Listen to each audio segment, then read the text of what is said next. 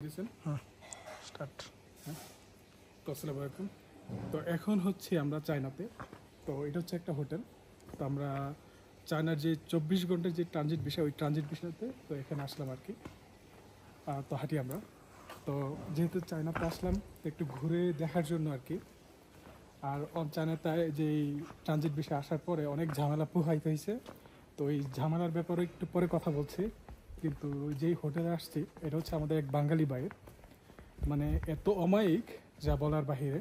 মানে কখনো কল্পনা করতে পারি নাই যে আমরা জাপান থেকে আসবো, তারপর চায়নাতে থাকবো, থাকার পরে এখানে আবার ওই সুন্দর একটা রুম দেওয়া হইব, তারপর আবার বাঙালির যে স্টাইলে খাবারগুলো দেওয়া হবে। কিন্তু একটা সমস্যা হচ্ছে আমরা খুব লেট করে আসছি, খাবারের আইটেমগুলো কিছু কম হয়ে গেছে। তবু তো 8টা আইটেম, তারপরে দেখা যায় কি অনেক আইটেম।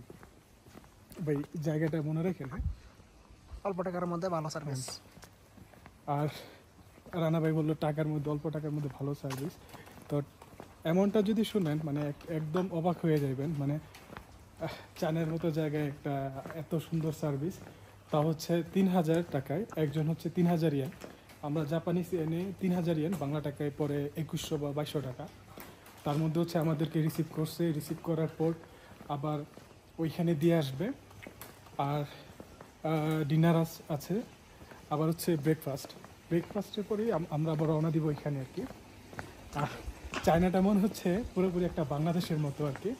যে বাংলাদেশে যে আমাদের ঢাকাতে গলিতে গলিতে যে এরকম রেস্টুরেন্ট থাকে বা ওই যে 5 স্টার সিপি এগুলো থাকে, তো এরকমই আর কি।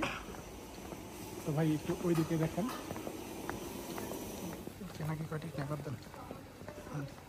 আর চায়নার একটা জিনিস হচ্ছে, চায়নার যে খাবারগুলা একদম সস্তা। মানে আমরা জাপান থেকে যখন এখানে আসি তো আমরা কল্পনাও করতে পারি না আসলে এত সস্তায় এত সুন্দর সার্ভিস কি আসলে দিতে পারবো না। আমি প্রথমে ভয় পাইছি যে যদি এখানে আইনা বান্ধিয়া থুয়া দেয় পর তার কোনো কিছু করা যাইব না, আসলে খুবই ভয় পাইছি। তো আমার একটা কথা হচ্ছে, মানে যদি চায়নাতে কেউ ট্রানজিট বিষয়ে আসেন, যেহেতু আমাদের 24 ঘন্টা ট্রানজিট, তো এখানে আসার জন্য আপনি আসতে পারেন। কারণ এখানে আসলে খুবই ভালো, মানে একটা এত শান্তি, এত একটা রিল্যাক্স যা বলার বাইরে। একটা দেশও ঘোরা হয়ে গেল, তারপর আবার দেখা যায় একটা দেশের সব কিছু ঘুরতে দেখা হইলো, মানে একটা রিল্যাক্স, সব কিছুই একটা আনন্দ। আর ওনাদের কার্ড হচ্ছে এটা, আমি আবার ওই আমার ড্যাশবোর্ডে দিয়ে দিব। কার্ড হচ্ছে এটা। আর জাপানের রেললাইনের রাস্তা কিন্তু প্রায় একটা মোটামুটি বাংলাদেশের মতোই। এই রাস্তাগুলো মনে রাখেন, যদি ভুলা যায় সমস্যা। তো এইটা হচ্ছে ট্রেনের রাস্তা, ওই ট্রেনের পাশে বাংলাদেশের মতো বস্তি না আসলে দোকানপাট ওইগুলো আর কি। আর জাপানের যে জয়েন্ট ফুডগুলো, মানে বাইরের যে খাবারগুলো থাকে এইগুলো আইটেমগুলো তো কোনোভাবেই পরিচিত না। এই মাছ টাছের আইটেম খুব রাত্র পর্যন্ত খোলা থাকে।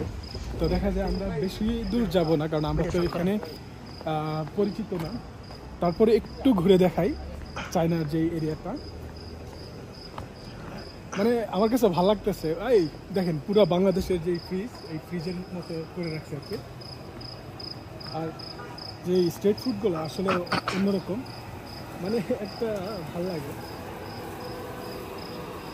স্ট্রিট ফুডগুলো।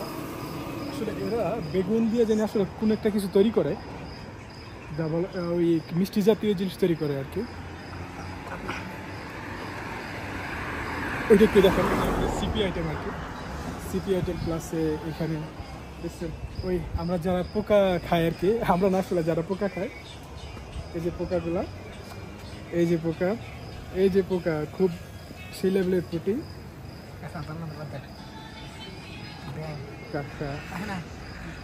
ওই ব্যাংক খাইতো, আর দাঁড়ান ব্যাংকগুলো দেখান, সে ব্যাংক দুটার আইটেমগুলো, পোকাগুলো সেই লাগছে আমার কাছে।